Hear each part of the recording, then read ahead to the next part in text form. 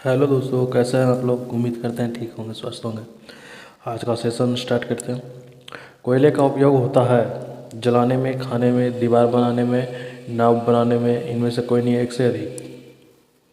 ये तो खैर बच्चा वाला क्वेश्चन है, मेरे ख्याल से आप सभी लोग दे ही दिए होंगे इसका आंसर। कोयले का उपयोग होता है जलाने में। ऑप्शन ए सही हो जाएगा आप लोग का। किस रंग का तरंग दैर्ध्य सबसे अधिक होता है? सफ़ेद का, पीला का, बैंगनी का, लाल का। इनमें से कोई नहीं है, एक से अधिक। क्वेश्चन कह रहा है किस रंग का तरंग दैर्ध्य सबसे अधिक होता है? और सफ़ेद का होता है, लाल का होता है, बैंगनी का होता है, पीला होता है। तो इसमें से अगर तरंग सब लाल रंग का सबसे तरंग दैर्ध्य सबसे अधिक होता है ना, इसलिए यूज किया जाता है जनरली ट्रैफिक सिग्नल पे, रेलवे सिग्नल पे। हंसने वाली गैस क्या होती है? नाइट्रोजन पेरा ऑक्साइड होती है, नाइट्रस ऑक्साइड होती है, नाइट्रिक ऑक्साइड होती है, नाइट्रोजन ऑक्साइड होता है। क्वेश्चन कह रहा है हंसने वाली गैस क्या होती है, जिसे हम लोग लाफिंग गैस भी कहते हैं। तो हंसने वाली गैस होती है जो नाइट्रस ऑक्साइड हो जाएगा ना, ऑप्शन भी हो जाएगा।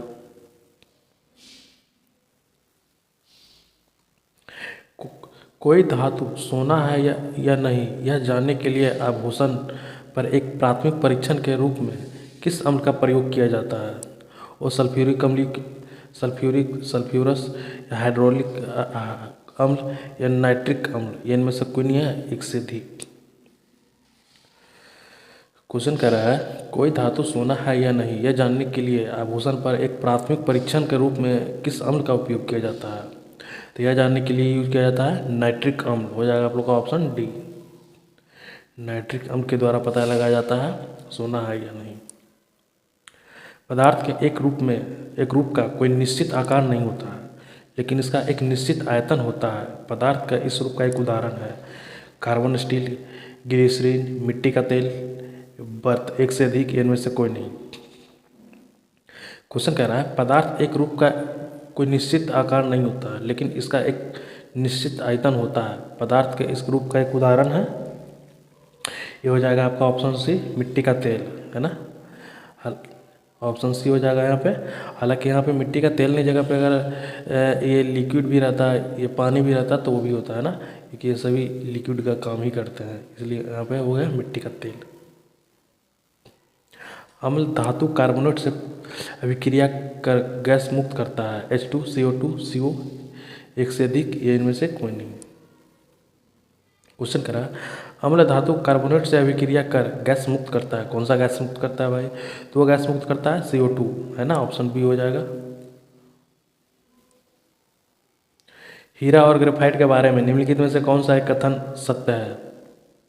उनकी विद्युतीय चालकता समान होती है, उनका गलनांक समान निकट होता है, उनके पास समान डिग्री की कठोरता है।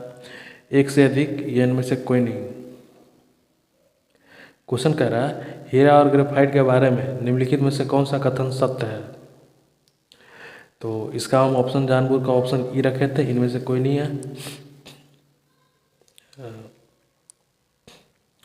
ऑप्शन ई रखे थे, इनमें से कोई नहीं है, एक से अधिक। तो आप लोग को एक और टर्म आप लोग को टास्क देते हैं कि ये ऑप्शन तो ये रखे हैं, लेकिन इनमें से क्या होगा, या इनमें से कोई नहीं होगा या इनमें से सभी होगा। आप लोग को ये टास्क देना है। हालांकि मेरे ख्याल से आप लोग को आंसर पता चल ही गया होगा, ये सब का सब होगा, ये सही होगा, है ना। उनकी विद्युत चालकता समान होती है, उनकी गलनांक समान निकट होता है, उनके पास समान डिग्री की कठोरता होती है, हीरा और ग्रेफाइट की, है ना। ये सभी का सभी सही है। तीन धातु है एक्स, वाई और जेड के मानक इलेक्ट्रोड विभव क्रमशः है। क्या है भाई? -1.2 वोल्ट, +0.5 वोल्ट और 3.0 वोल्ट। तीन धातुओं को रेड्यूसिंग एजेंट का क्रम है, क्या है? अच्छा, क्वेश्चन कह रहा है ना तीन धातु है एक्स वाई जेड और तीनों का वैल्यू दिया हुआ है। अब आपको उसको नीचे ऑप्शन दिया हुआ है, उसको पता करना कौन सा होगा। Option A, option B, option C, option D या ऑप्शन ई। तो आप वैल्यू देखकर पता लगा सकते हैं, यहाँ पर वैल्यू दिया हुआ है और वैल्यू देखकर पता लगा सकते हैं। तो अगर मेरे ख्याल से अगर लगाया जाए तो जो सबसे ज़्यादा है जेड का, तो जेड सिर्फ ऑप्शन सी में ही है। तो आप लोग का ऑप्शन सी होगा, है ना। और उसके बाद एक्स का है और देन आफ्टर बी यानी कि वाई का। तो ऑप्शन सी आप लोग का सही होगा। भारत में प्रचुर मात्रा में पाए जाने वाला अयस्क मोनोजाइट है, फ्लोरस्पार है, बॉक्साइट है, मैग्नेटाइट है, इनमें से कोई नहीं है एक से अधिक। क्वेश्चन कह रहा है भारत में प्रचुर मात्रा में पाया जाने वाला अयस्क, कौन सा अयस्क भारत में प्रचुर मात्रा में सबसे अत्यधिक मात्रा में पाया जाता है, तो वो है बॉक्साइट, ऑप्शन सी। एसिटिक अम्ल एक दुर्लभ अम्ल है क्योंकि यह एक कार्बनिक यौगिक है, इसका विभोय वियोजन निम्न है, यह जल में पूर्णतः आयनित होता है, ये एक से अधिक, इनमें से कोई नहीं है ना। क्वेश्चन कर रहा है एसिटिक अम्ल एक दुर्लभ अम्ल है क्योंकि, वो इसलिए दुर्लभ अम्ल है क्योंकि यह जल में पूर्णतः अनियनित अम्ल नहीं होता, अनियनित नहीं होता है, ऑप्शन सी हो जाएगा है ना। कौन सा यौगिक बिट्रेनॉल तेल कहलाता है, फेनिलिक बेंजोएट, फेनिलिक एसिटेट, फेनिलिक सेलिटेट, मिथाइल सेलिलेट, इनमें से कोई नहीं है एक से अधिक। तो बिट्रेनॉल तेल है वह है option D methyl salicylate, option D हो जाएगा इसका right answer, methyl salicylate. Urea की पहचान की जा सकती है, किससे की जा सकती है भाई, बायोरेट की परीक्षण से, ग्लूकोज परीक्षण से, बेनेडिक्ट परीक्षण से, मौलिक परीक्षण द्वारा, इनमें से कोई नहीं। क्वेश्चन कह रहा है यूरिया की पहचान की जा सकती है, किससे की जा सकती है, तो यूरिया की पहचान जो की जा सकती है वो बायोरेट परीक्षण से की जाती है ना, ऑप्शन ए सही हो जाएगा आप लोग का। ये जो क्वेश्चन आप लोग को जितना भी करवा रहे हो तो वो मैक्सिमम से मैक्सिमम क्वेश्चन आपका एक प्रैक्टिकल क्वेश्चन है, और आप लोग को बिल्कुल टेंशन नहीं लेना है एक दो क्वेश्चन के चलते कि भाई ये हम नहीं देखे, नहीं सुने, नहीं पढ़े। अब देख लो, एक बार समझ लो, बुझ लो, बिल्कुल हूबहू एग्जाम में आने वाला है, उसकी टेंशन आपको नहीं लेना, बस जो हम करवा रहे हैं वो आप लोग कर लिया करो है ना। पेट्रोलियम अनेक डैश मिश्रण है, किसका मिश्रण है भाई, हाइड्रोक्साइड का, लवणों का, अम्ल का, या हाइड्रोकार्बन का, इनमें से कोई नहीं है एक से अधिक। क्वेश्चन कह रहा है पेट्रोलियम अनेक डैश का मिश्रण है, तो डैश की जगह क्या हो जाएगा, तो पेट्रोलियम हाइड्रोकार्बन का मिश्रण है, ऑप्शन डी हो जाएगा। निम्नलिखित में से कौन सी सिरका का संगठन है, पानी में एसिटिक एसिड का 65 से 75% घोल, पानी में एसिटिक एसिड का 45 से 60% घोल, पानी में एसिटिक एसिड का 28 से 35% घोल, पानी में एसिटिक एसिड का 5 से 8% घोल, इनमें से कोई नहीं है एक से अधिक। क्वेश्चन कह रहा है निम्नलिखित में से कौन सा एक सिरका का संगठन है, तो सिरका का संगठन वो हो जाएगा आपका पानी में एसिटिक एसिड का 5 से 8% घोल, ऑप्शन डी हो जाएगा आप लोग का, पानी में 5 से 8% का घोल है ना, इतना ही मात्रा में लगाने से आप लोग का ये हो जाता है acetic acid, option D. Bleaching powder का रासायनिक नाम है क्या है, calcium oxochloride, calcium monosulphate, calcium tetrachloride, sodium chloride, इनमें से कोई नहीं है एक से अधिक। क्वेश्चन कह रहा है ब्लीचिंग पाउडर का रासायनिक नाम है क्या है भाई, ब्लीचिंग पाउडर का रासायनिक हम लोग क्या कहते हैं, हम लोग उसको कहते हैं कैल्शियम ऑक्सीक्लोराइड, ऑप्शन ए सही हो जाएगा। निकट दृष्टि दोष किसके प्रयोग से उपचारित किया जा सकता है, उत्तल लेंस से, अवतल लेंस से, उत्तलाबंत लेंस से, अपततोतल लेंस से, है ना, इनमें से कोई नहीं एक से अधिक। क्वेश्चन कह रहा है किसी व्यक्ति को अगर निकट दृष्टि दोष हो जाता है तो उसका उपचार किस लेंस के द्वारा किया जाएगा, तो वो किया जाएगा हम लोग आपका उत्तल लेंस से, ऑप्शन बी हो जाएगा राइट है ना। सौर भट्टी में प्रयुक्त होता है और समतल दर्पण होता है, अवतल दर्पण होता है, उत्तल दर्पण होता है, या अवतल लेंस होता है, या इनमें से कोई नहीं, या एक से अधिक। यही नंबर का क्वेश्चन है ना, वो रेलवे एनटीपीसी का वो फेवरेट क्वेश्चन है यार, ऑप्शन है, सिर्फ कन्फ्यूजन पैदा करने के लिए वो देता रहता है।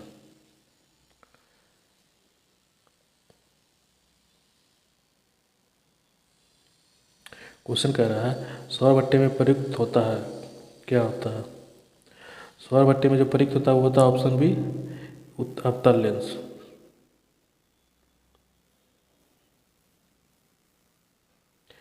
दृष्टि की खराबी निकट के नाम से जाना जाता है।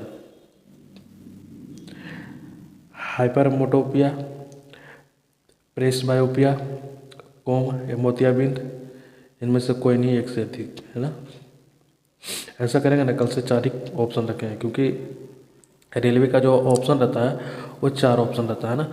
हम बस यहाँ पे 5 ऑप्शन ले आते हैं। हमसे कल 4 से 4 ही ऑप्शन रखेंगे।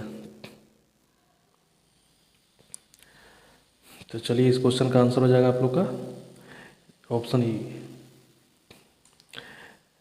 दृष्टि की खराबी निकट को किस नाम से जाना जाता है? तो यहाँ पे कोई ऑप्शन नहीं है, आप लोग कमेंट करके बताइएगा इसका आंसर क्या होगा, है ना। और अगर नहीं आप लोग देते हैं तो फिर तो हम हैं ही, हम आप लोग को कमेंट में पिन कर देंगे। किस वर्ष सर सीवी रमन को भौतिक के लिए नोबेल पुरस्कार दिया गया था? 1927 में, 1929 में, 1930 में, 1932 में, इनमें से कोई नहीं है, एक से अधिक। क्वेश्चन कह रहा है किस वर्ष सीवी रमन को भौतिक के लिए नोबेल पुरस्कार दिया गया था? ये क्वेश्चन मेरे ख्याल से लगता है कल या परसों आप लोगों को करवाया था, है ना। किसके लिए दिया था, किस वर्ष दिया गया था और किसके लिए दिया गया था, ये दोनों हम करवाया था। शायद लगता है कल ही करवाया था। ये 1930 में दिया गया था इनको। लेंस की शक्ति मापी जाती है, वो किस में मापी जाती है? वाट में, न्यूटन में, डायोप्टर में, कैंडेला में, इनमें से कोई नहीं है, एक से एक। तो लेंस की शक्ति जो नापी जाती है वो है डायोप्टर में, ऑप्शन सी हो जाएगा।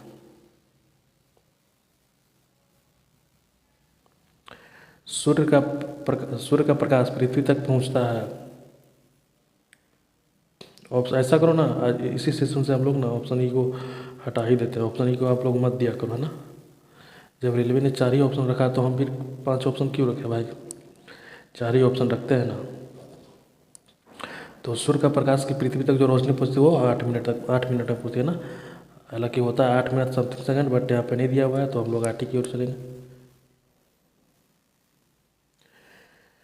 जब लाल नीले हरे प्रकाश में पुंज एक स्थान पर पड़ता है तब प्रकाश का रंग हो जाता है, क्या हो जाता है भाई?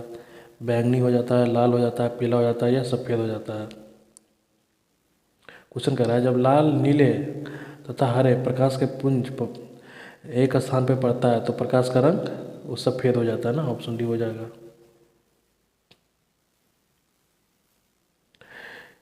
इंसिडेंट ग्लास को क्रिस्टल ग्लास में परिवर्तित करने के लिए क्रिस्टल ग्लास का मान क्या होगा? 90 डिग्री से कम होगा, वो 90 डिग्री होगा, या 90 डिग्री से ज़्यादा होगा, या 180 डिग्री होगा? तो जब इंसिडेंट ग्लास को क्रिस्टल ग्लास में परिवर्तित करने के लिए क्रिस्टल ग्लास का मान होता है आपका 90 डिग्री होता है ना, ऑप्शन बी हो जाएगा सही, राइट। निर्वात में प्रकाश का वेग डैश मीटर प्रति सेकंड होता है। 3 × 10⁻6, 3 × 10⁸, 3 × 10⁻10 मीटर पर सेकंड, 3 × 10⁻15।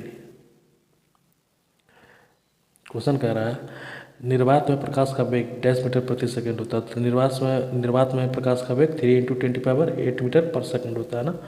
इसका हो जाएगा आप लोग का ऑप्शन बी। किस प्रक्रिया के कारण तारे स्वयं चमकते हैं? क्वेश्चन कह रहा है किस प्रक्रिया के कारण तारे स्वयं चमकते हैं? रासायनिक प्रक्रिया, नाभिक विखंडन, विकिरण, नाभिक संलयन। तो नाभिक संलयन के द्वारा तारे स्वयं चमकते हैं, है ना। कॉन्टैक्ट लेंस बनते हैं, किससे बनते हैं? और टेफ्लॉन से बनता है, ल्यूसाइड से बनता है, पॉलीस्टाइरीन से बनता है, या पीवीसी से बनता है? क्वेश्चन कह रहा है कॉन्टैक्ट लेंस बनते हैं, वो किससे बनते हैं? कॉन्टैक्ट लेंस जो बनते हैं वो पीवीसी से बनता है। जब प्रकाश की किरण वायु से कांच की सिल्ली में प्रवेश करते हैं तो क्या होता है? उसका तरंग दैर्घ्य घटता है, उसका तरंग दैर्घ्य बढ़ता है, उसकी आवृत्ति बढ़ती है, यह तरंगदैर्घ्य तथा आवृत्ति दोनों में कोई बदलाव नहीं आता। क्वेश्चन कह रहा है जब प्रकाश की किरण वायु से कांच की सिल्ली में प्रवेश करती है तो उसका तरंगदैर्घ्य घटता है ना, ऑप्शन ए हो जाएगा।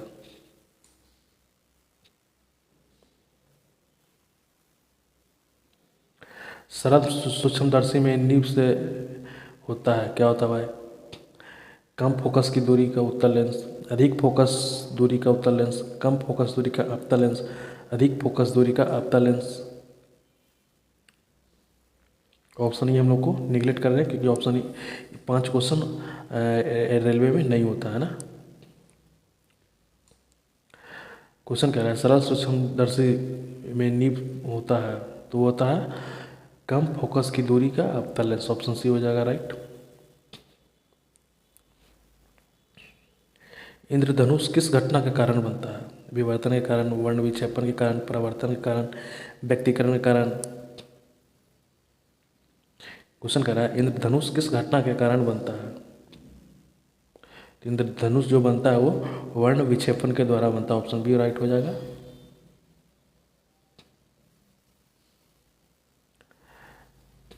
तरंगताल का वास्तविक से कम गहराई दिखाई देना क्या कारण हो सकता है? अपवर्तन, प्रकाश का परिकर्णन, परावर्तन, व्यक्तीकरण। इनमें से कोई नहीं है, एक से अधिक। क्वेश्चन कर रहा है तरंगताल की वास्तविक से कम गहराई दिखाई देना, इसका कारण क्या हो सकता है? इसका कारण हो जाएगा ऑप्शन है अपवर्तन हो जाएगा, है ना, इसी कारण से कम गहराई दिखाई देता है। समतल दर्पण का आवर्धन होता है, क्या होता है? शून्य, अनंत, अनिश्चित, वस्तु की दूरी जितना।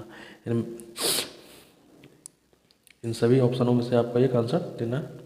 तो समतल दर्पण का जो आवर्धन होता है वो होता है ऑप्शन बी अनंत।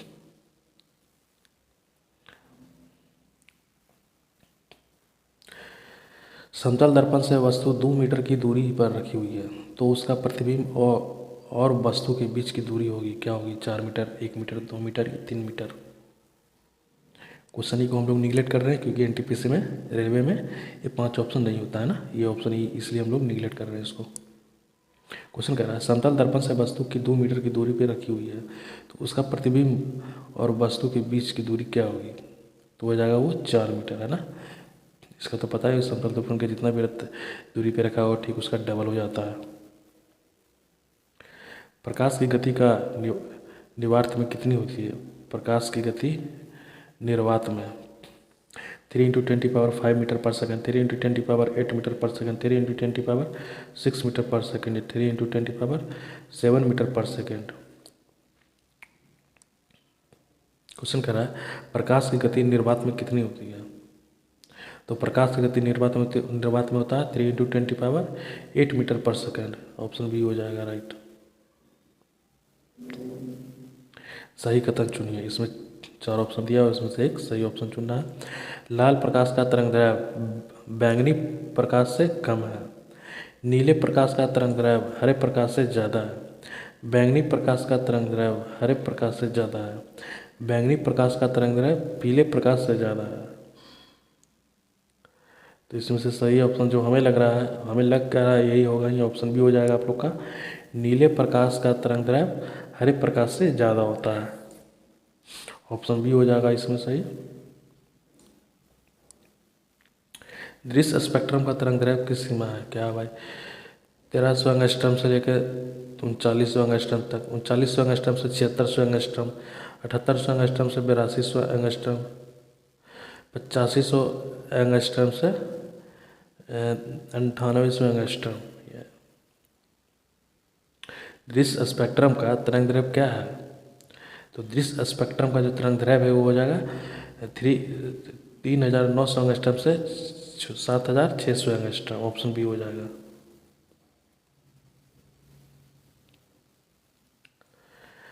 आधना में रक्त व केवल रक्त की प्रकार में, लेकिन इसमें कौन सा होना चाहिए? क्वेश्चन कह रहा है आधना में रक्त व केवल रक्त का प्रकार में, लेकिन इनमें से कौन सा होना चाहिए? RH फैक्टर चिन्ह, सफ़ेद कोशिकाओं की संख्या, लाल कोशिकाओं की संख्या, दाता और प्रदाता क्योंकि वंस इनमें सॉरी ये ऑप्शन तो हम लोग निगलेक्ट ही कर रहे हैं क्योंकि ये ऑप्शन रेलवे में होता ही नहीं है। क्वेश्चन कहने का मतलब हुआ कि ट्रांसफ्यूजन में रक्त व केवल रक्त के प्रकार में, लेकिन इनमें से कौन सा होना चाहिए, वो होता है आपका आरएच फैक्टर। आप ऑप्शन हो जाएगा ए, है ना। जब किसी भी चीज़ को ट्रांसप्लांट किया जाता है या ब्लड डोनेट किया जाता है तो उसमें हमारा आरएच फैक्टर यानी कि ब्लड ग्रुप जरूर दिखा जाता है ना, इस वजह से हो जाएगा आरएच फैक्टर। पीयूष ग्रंथि स्थिति होती है कहाँ पे होता है भाई? आँख में होता है, लिवर में होता है, किडनी में होता है, मस्तिष्क में होता है। क्वेश्चन कह रहा है पीयूष ग्रंथि स्थित होता है, वो होता है पीयूष ग्रंथि मस्तिष्क में, ऑप्शन डी।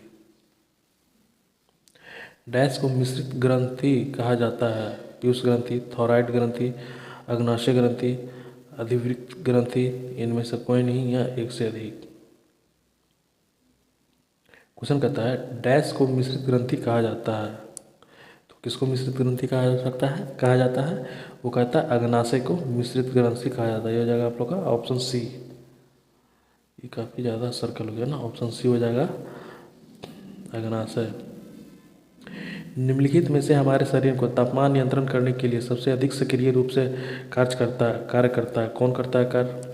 त्वचा, दिल, फेफड़ा, पेट, इनमें से कोई नहीं है एक से अधिक। क्वेश्चन कह रहा है निम्नलिखित में से हमारे शरीर तापमान को नियंत्रण करने के लिए सबसे अधिक सक्रिय रूप से कार्य करता है, तो हमारे शरीर में सबसे अधिक रूप से तापमान को नियंत्रित करने के लिए जो कार्य करता है वो है आपका त्वचा, है ना। एक बार फिर आप लोग को दोहरा दे रहे हैं, ऑप्शन ई हम लोग नहीं ले रहे क्योंकि ऑप्शन ई हम खुद अपने मन से डाल दे रहे थे इस सीरीज में, लेकिन ऑप्शन ई हम लोग नहीं रख रहे हैं क्योंकि रेलवे ने नहीं रखा है। रेलवे सिर्फ 4 ही ऑप्शन देता है। बायोलॉजिकल रीइंफोर्सिंग एक आधुनिक सख्त तकनीक है जिसके द्वारा उपचार करते हैं टूटने का जोड़ का, एड़ी के जोड़ों का, निचले जोड़ों का, कंधों के जोड़े का। इनमें से 4 ऑप्शन है, इनमें से एक आपको देना है, कौन सा आंसर सही होगा। क्वेश्चन कह रहा है बायोलॉजिकल रीइंफोर्सिंग एक आधुनिक शल्य तकनीक है जिसका द्वारा उपचार होता है। किसका उपचार होता है? तो वो जो उपचार होता है वो टूटने की जोड़े का है, हड्डी वड्डी वगैरह टूटता है उसके जोड़ों का, है ना। मांसपेशियाँ को हड्डी से जोड़ते हैं, उपास्थ्या को, अस्थियाँ, वंध को, कंडरा को या अंतःस्रावी द्रव्य को, है ना। ऑप्शन ही तो हम लोग निगलेक्ट ही कर रहे हैं, रेलवे वाले ने नहीं रखा। बट इसके पहले जितना भी हम लोग सेशन करवाया है, आई थिंक मेरे ख्याल से 10-12 सेशन से ऊपर ही हो गया होगा, उसमें ऐसा कहीं भी रेलवे वालों ने लिखा वो हम अपने मन से रख रहे हैं। 5 ऑप्शन रख दे रहे थे, तो ऐसा नहीं आप लोग को टेंशन लेना है कि बिल्कुल नहीं, हम अपने मन से रख रहे थे। आगे से हम ऐसा नहीं रखेंगे, सिर्फ 4 ही ऑप्शन रखेंगे। तो इसका आंसर हो जाएगा मांसपेशिया को हड्डी से जोड़ने का जो काम करता है वो कंडरा हो जाएगा, है ना, ऑप्शन सी। विकता की संरचना और कार्यात्मक इकाई है न्यूरॉन, अचूछ तंतु यानी कि एक्सॉन, नेफ्रॉन, टेंडॉन, इनमें से कोई नहीं है एक से अधिक। फिर हम ले रहता है तो लिया मुँह से निकल ही जाता, ठीक कोई नहीं, अगले सेशन से आप लोग का ये ऑप्शन ही हम हटा ही देते हैं, जब रेलवे ने रखा नहीं तो हम क्यों रखें। क्वेश्चन कह रहा है विकता की संरचना कार्यात्मक इकाई है, वो क्या होना, वो हो जाएगा नेफ्रॉन, ऑप्शन सी। डैश एकमात्र धमनी है जो ऑक्सीजनित रक्त का वहन नहीं करती है, क्या है? फुफ्फुसीय धमनी, गुर्दे की धमनी, फुफ्फुसीय धमनी, यकृतीय धमनी। क्वेश्चन कह रहा है डैश एकमात्र धमनी है जो ऑक्सीजनहित रक्त का वहन नहीं करता है, तो हो जाएगा ऑप्शन सी, फुफ्फुसीय धमनी, है ना। यहाँ पर 2 ऑप्शन हो जाएगा ए और सी क्योंकि दोनों सेम ही है। मानव शरीर निम्नलिखित में से किसका संश्लेषण नहीं करता है? डीएनए का, विटामिन का, हार्मोन्स का, एंजाइम का। क्वेश्चन कह रहा है मानव शरीर निम्नलिखित में से किसका संश्लेषण नहीं करता है? तो ये विटामिन का संश्लेषण नहीं करता, ऑप्शन बी सही हो जाएगा ना। क्या भाई, मनुष्य की यकृति में ग्लाइकोजेनोलिसिस को उत्तेजित करने के लिए तनावपूर्ण स्थिति में निम्नलिखित में से कौन सा हार्मोन पैदा होता है?